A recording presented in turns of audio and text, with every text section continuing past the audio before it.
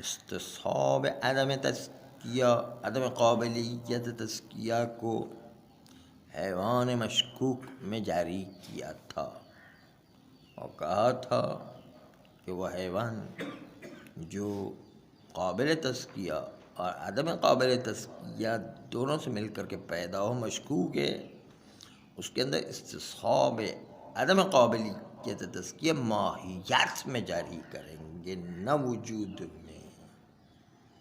ماہیت میں جاری کریں گے تو پھر استصحاب چلے گا، اور استصحاب چلنے کے نتیجے میں ہم اس حیوان کی حرمت و نجاست کو ثابت کریں گے کہ وہ حیوان تزکیہ کے باوجود، شرائط تزکیہ کے باوجود حرام ہی رہے گا، نجس ہی رہے گا۔ السلام علیکم۔ ہاں، ماہیت میں جاری کی نا، کہتے ہیں ہم شک کرتے ہیں کہ ماہیت، آیا اس ماہیت میں اب قابلیت تزکیہ پیدا ہو گیا ہے یا نہیں۔ پیدا ہونے کے بعد کہیں گے نہیں پیدا ہوا، استصحاب عدم قابلیت تزکیہ، یہ کل پوری تشریح گزر چکی ہے۔ وہ عورت قرشیہ کی طرح حیوان مشکوک بھی تھا، یعنی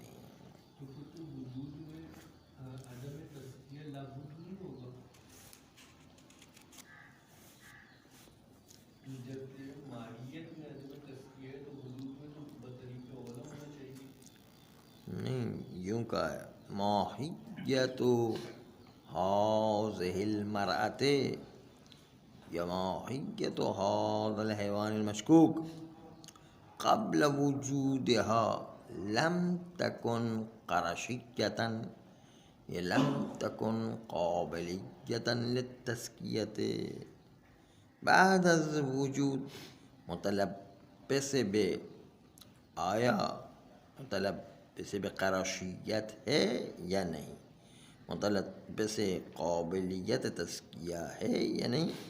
استصحاب بقاء عدم قرشیت ھذا المرأة، استصحاب بقاء عدم قابلیت تزکیہ ھذا الحیوان المشکوک جاری کیا تھا۔ یہ آغائے حائری نے اس طرح جاری کیا تھا، اور اس کے نتیجے کے اندر نجاست اور حرمت اس حیوان مشکوک میں جاری ہوگی، اور عدم قرشیت اس عورت میں جاری ہوگی۔ اب اس کے دو جواب حائری کے لیے دیے گئے ہیں۔ پہلا جواب یہ ہے کہ آپ کا استصحاب بے فائدہ ہے، اس کا کوئی نتیجہ و فائدہ نہیں ہے،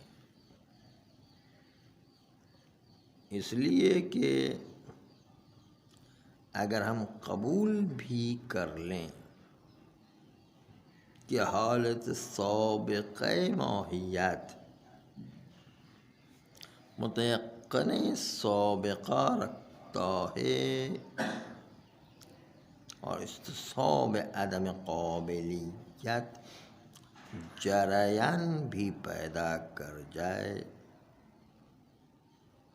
لیکن یہ استصحاب عدم قابلیت حرمت حیوان کو اور نجاست حیوان کو ثابت نہیں کر سکتی ہے۔ اگر یہ استصحاب حرمت و نجاست کو ثابت کرے تو اصلاً بساط اصالت الحلیت و اصالت الطہارت لپیٹ لی جائے گی۔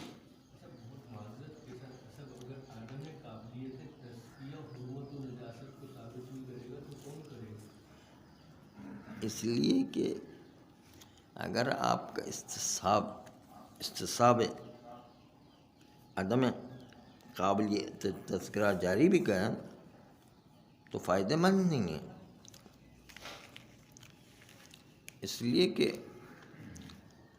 ابھی ہم اسی کو بتانے جا رہے ہیں اس سے کہ پہلا محظور یہ آتا ہے کہ اصالت الحلیات اور اصالت طہارت اس کی بساطی لپیٹ لی جائے گی اگر اس کو جاری کر دیا آپ نے، اور یہ تو ممکن نہیں کہ اصالت الحلیت اور اصالت الطہارت کی بساط کو لپیٹ لیا جائے، وہی بات پیش کر رہے ہیں۔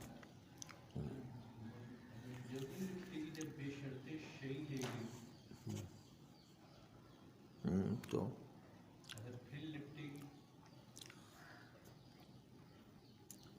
بتا رہے ہیں کہ استصحاب عدم قابلیت تزکیہ جب ماہیت میں جاری کریں گے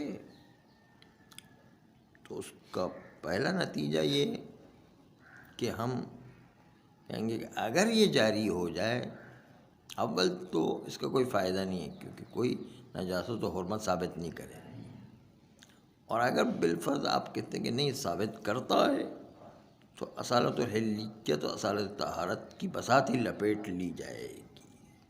تشریح ابھی آتی ہے، نہیں ابھی تم شروع کر رہے ہیں۔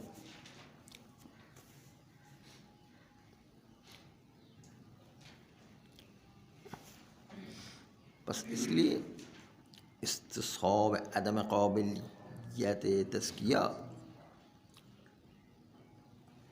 مسئلہ حرمت مشکوک اور نجاست مشکوک دونوں کو ثابت نہیں کر سکتا ہے۔ بس اصالت الحلیت کے مقابل میں کون سا معنی ہے، اور اصالت الطہارت کے مقابل میں کیا چیز رکاوٹ ہے۔ اگر آپ کہتے ہیں کہ اصالت عدم قابلیت تزکیہ مرحوم حائری کا قبول کر لیا جائے تو شریعت مقدسہ میں یہ قابل قبول نہیں ہے۔ اس کی وجہ ہے اس لیے کہ شریعت میں حرمت و نجاست کو غیر مزکا پر بار کیا گیا ہے، اور یہ نقطہ دقیق ہے کہ غیر مزکا موضوع نجاست و حرمت واقع ہوا ہے، نہ یہ کہ عدم قابلیت تزکیہ۔ دونوں میں فرق ہے، عدم قابلیت تزکیہ اور غیر مزکا حیوان۔ غیر مزکا کا مطلب ہے حیوان، اور عدم قابلیت تزکیہ یعنی قانون۔ یہ دو الگ الگ چیز ہے، اور چونکہ یہ نقطہ دقیق ہے اس لیے اس کی تشریح عرض کرتے ہیں۔ پہلے شارع نے یہ نہیں کہا ہے کہ حیوان غیر قابل تزکیہ حرام ہے۔ حیوان غیر قابل تزکیہ یہ لفظ شارع کا نہیں ہے،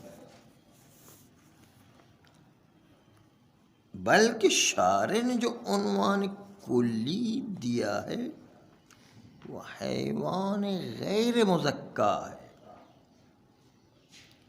حیوان غیر قابل تزکیہ نہیں ہے۔ دونوں عنوان میں فرق ہے، یعنی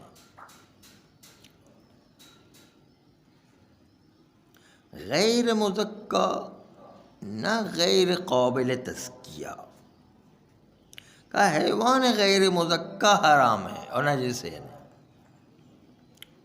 آیت شریفہ میں یوں آیا ہے حرمت علیکم المیتۃ، اور میتہ کا معنی ہے غیر مزکا. مزکا کے مقابل میں میتہ ہوتا ہے، یعنی غیر مزکا میتہ ہے. بس حرام روئے غیر مزکا میتہ بار ہوا ہے. حیوان کے جسم میں شرائط و خصوصیات معتبرہ تزکیہ، ان میں سے کوئی ایک شرط بھی وجود نہ رکھتی ہو تو غیر مزکا بن جاتا ہے. مثلا فرج اوداج اربع، یعنی 4 رگوں کا کٹنا لازمی ہے، یا ذابح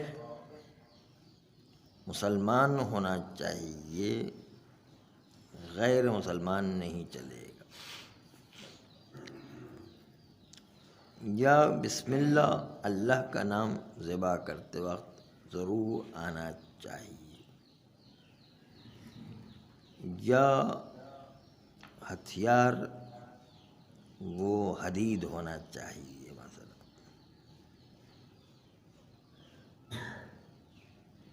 کہتے ہیں کہ جو روایات میں آیا ہے یا آیت میں آیا ہے کہ حرمت علیکم المیتۃ، میتہ یعنی غیر مزکا، یعنی وہ حیوان کہ جو مردار ہو اور جو تزکیہ شدہ نہ ہو. تو اس کا مطلب ہے کہ 4 شرائط جس میں ہے وہ مردار نہیں ہے، باقی مردار ہوگا.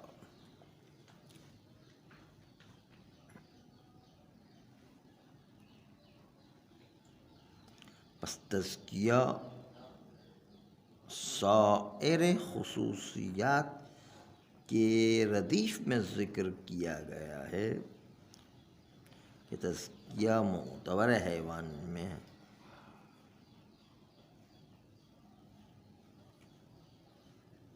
حتیٰ احتمال یہ کہ اصلاً قابلیت تزکیہ باقی 5 خصوصیت کی طرح ماہیت تزکیہ میں دخالت رکھتا ہو، جب عنوان تزکیہ ایک امر مرکب 6 چیزوں سے ہو، یا بعنوان ان کے تزکیہ ایک امر متحصل 6 چیزیں ہوں، انتزاعی ہو، یا بعنوان ان کے تزکیہ از مجموع امور 6گانہ انتزاع ہو جائے، یا قابلیت تزکیہ امر خارج از تزکیہ ہے لیکن تأثیر در تزکیہ تأثیر در قابلیت رکھتا ہے.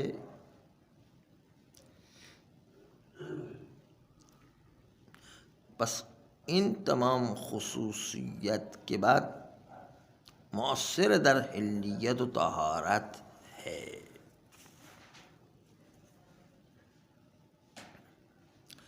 خلاصہ یہ کہ حرمت و نجاست عدم قابل تزکیہ پر نہیں آیا ہے، حرمت و نجاست غیر مزکا پر آیا ہے.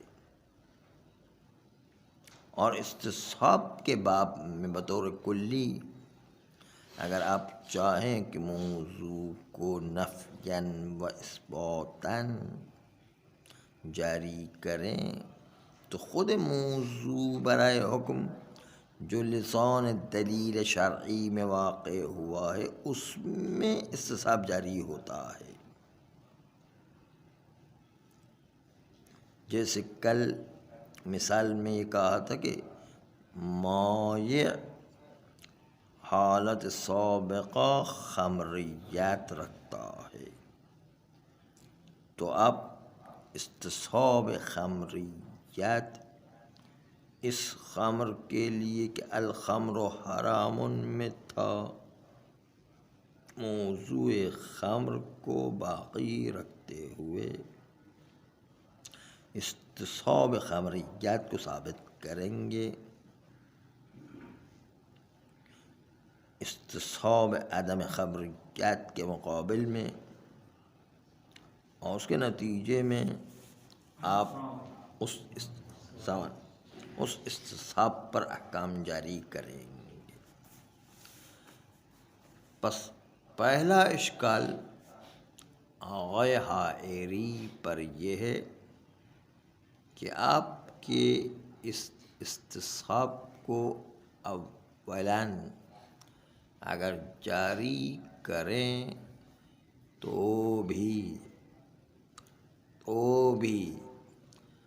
وہ نجاست و حرمت کو ثابت نہیں کر سکتا ہے، کیونکہ دونوں کے موضوع الگ الگ ہیں۔ موضوع دلیل شرعی غیر تزکیہ ہے، غیر مزکہ ہے، جبکہ آپ کا موضوع عدم قابلیت تزکیہ ہے۔ اور اگر پھر بھی آپ موضوع کے مختلف ہونے کے باوجود جاری کریں تو اس کا نتیجہ یہ ہوگا کہ بساط اصالت الحلیت و اصالت طہارت الٹ کر کے رہ جائے، اس کی بساط ہی ختم ہو کر کے رہ جائے گی۔ یہ اشکال اول تھا آغائے حائری پر۔ اشکال دوم آغائے حائری پر یہ ہے کہ اصلاً آپ کے کہنے کے مطابق اصل مثبت لازم آتا ہے، اصل مثبت اس کو کسی اصولی نے حجت نہیں مانا ہے، اس بنیاد پر آپ کا یہ استصحاب قابل قبول نہیں ہے۔ آپ کیا کہنا چاہتے ہیں؟ استصحاب عدم قابلیت تزکیہ حیوان مشکوک، یوں لے کر آتے ہیں، حیوان مشکوک میں قابلیت تزکیہ نہیں ہے، یا استصحاب عدم قراشیت مرعا لے کر آتے ہیں۔ یہ جو استصحاب عدم قابلیت تزکیہ در حیوان مشکوک، یہ اس کے ذریعے سے حیوان مشکوک کو غیر مزکہ ثابت کرتے ہیں، یہ اثر عقلی ہے، ملازمہ عقلیہ کی بنیاد پر ثابت کرتے ہیں، اور ملازمہ عقلیہ کی بنیاد پر جو ثابت کرتے ہیں تو اس سے اصل مثبت لازم آتا ہے۔ تو یہ مطلب اب انہی کی عبارت سے ملاحظہ فرمائیں۔ بطور کلی استصحابات جو موضوعات میں جاری ہے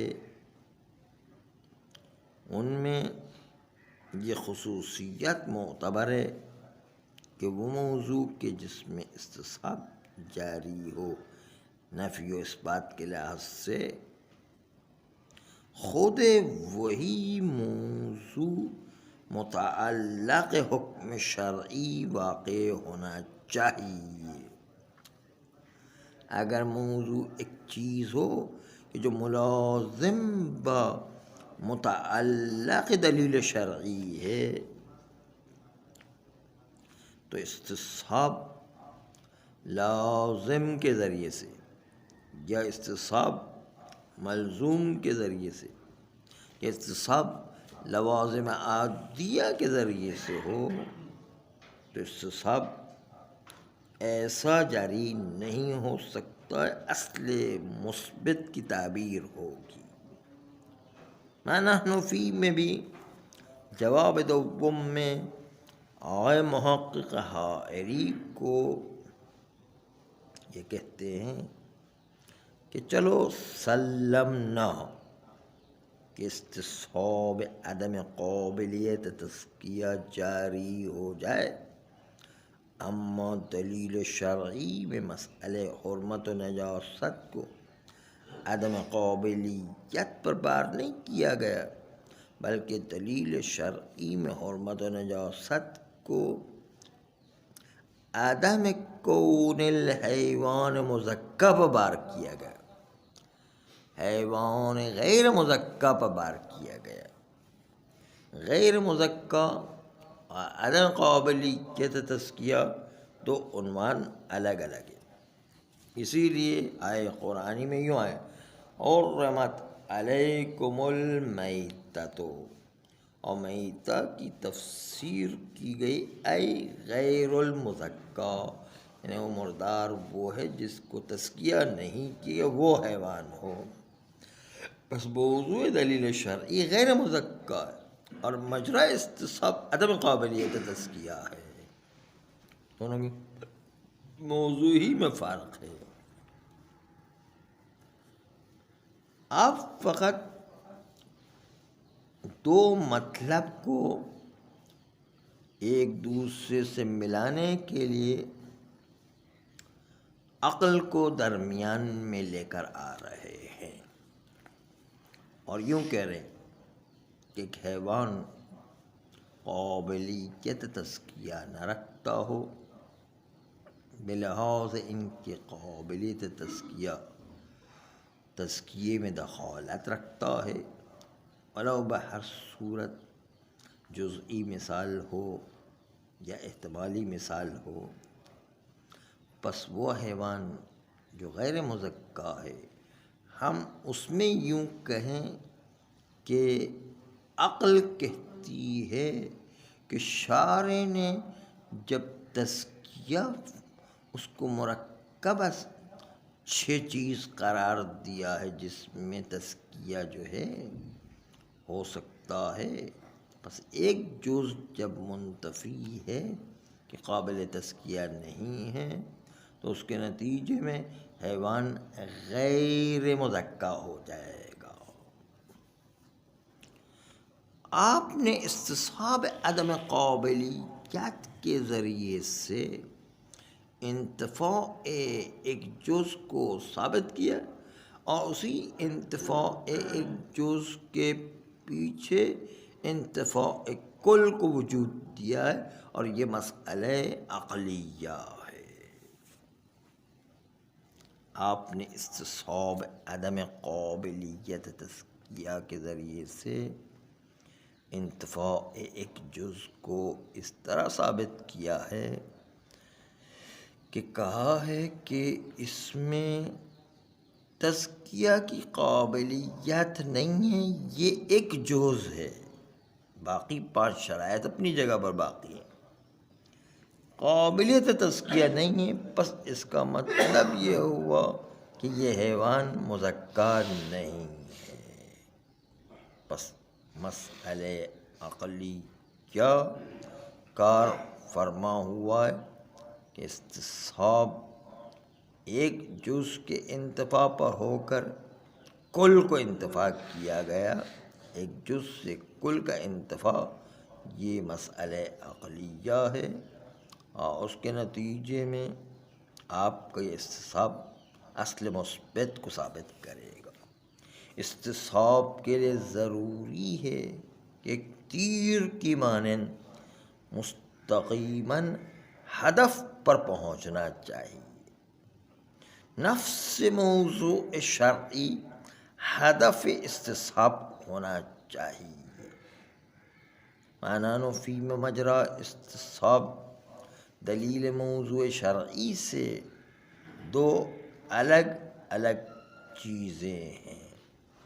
استصحاب آپ کا عدم قابلیت تزکیہ، اور موضوع شرعی عدم قابلیت نہیں ہے بلکہ غیر المزکا ہے، جو ایک جزء شرائط اربعہ میں سے ایک ہے، یا شرائط خمسہ یا شرائط ستہ میں سے ایک ہے، تو ایک جز کے ثابت کرنے سے آپ نے کل کو ثابت کر دیا کہ چھ کی چھ چیز منتفی ہو گئی۔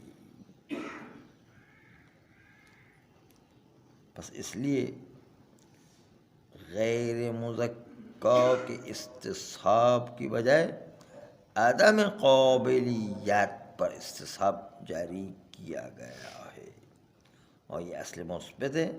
اصل مثبت تمام محققین کے پاس حجت نہیں ہے، چاہے وہ شیخ انصاری ہوں یا خراسانی ہوں اور دیگر باقی محققین ہوں، سب کے سب اس بات کے قائل ہیں کہ اصول مثبتہ حجت نہیں ہوا کرتے ہیں۔